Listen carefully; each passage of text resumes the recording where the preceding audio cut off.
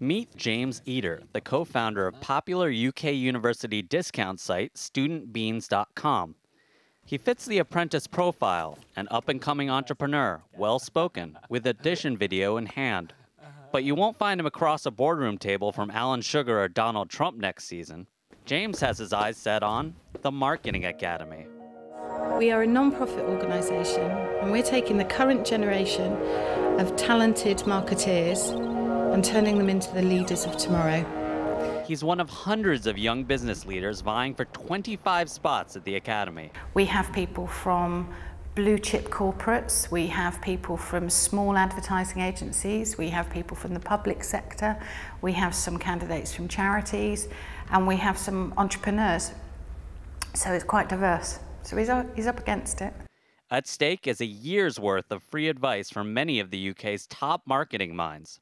That means lunch with a busy exec like EasyJet chief Carolyn McCall, or one-on-one mentoring from Tim Duffy, CEO of advertising giant M&C Saatchi.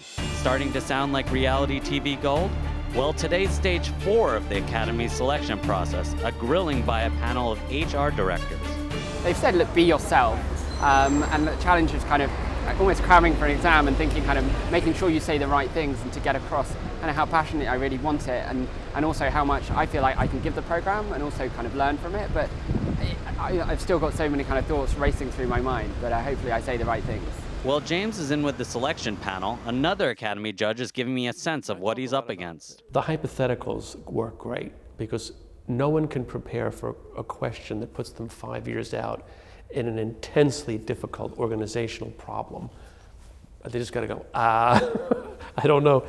The other, I think, is what I call laddering, which is I simply say, well, why did you say that? And then they'll give an answer, which is sort of pat answer, one rung removed.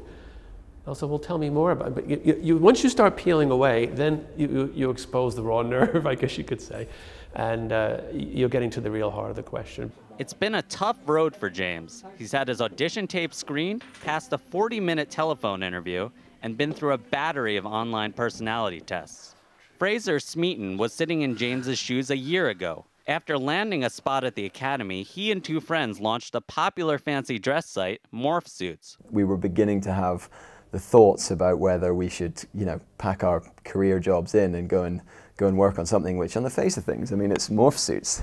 It's not what you think your future is going to be in when you're in marketing, all in one lycra costume. So, to be honest, it sounded far too good to be true. There were 100 of the most senior people in marketing going to give up their time to mentor you, not to mention agencies taking whole days to teach you in areas where you're not so strong, and an executive coach of the type only the most senior people would ever get. We had a day at Google where they presented all the things that they do through their PPC and their YouTube advertising, and how different ways of styling your website can drive your conversion.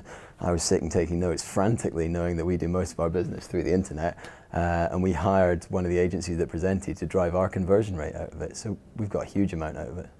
Well, I've just left the offices of Morph Suits, and I'm on my way to meet up with James. He's just finished his hour-and-a-half interview. He's going to let me know how it all went. They don't, I guess you kind of read into things. They were very, positive about it, but, in a very, non-directional kind of way. I mean, I think he said that I inspired him. I shared with him some stories, and I think that was one of the key things. How can you make kind of people believe or share something? And it's, you can say you're passionate and you're driven, but actually by sharing kind of some stories. I feel, look, I've got to be held up high. If I don't get selected, they're looking for something else. Well, it's decision day, and I'm outside James's offices at Golders Green. He's about to get his phone call and find out if he gets into Marketing Academy. Let's head in. As things happen, it's my birthday today, and I remember doing the application form and just thinking, do I put on the application form that actually it would be a great celebration if I got it. Hello, James speaking.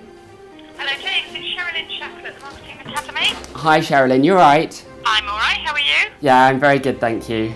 So I wanted to give you a call and let you know where we're up regarding your application. Okay.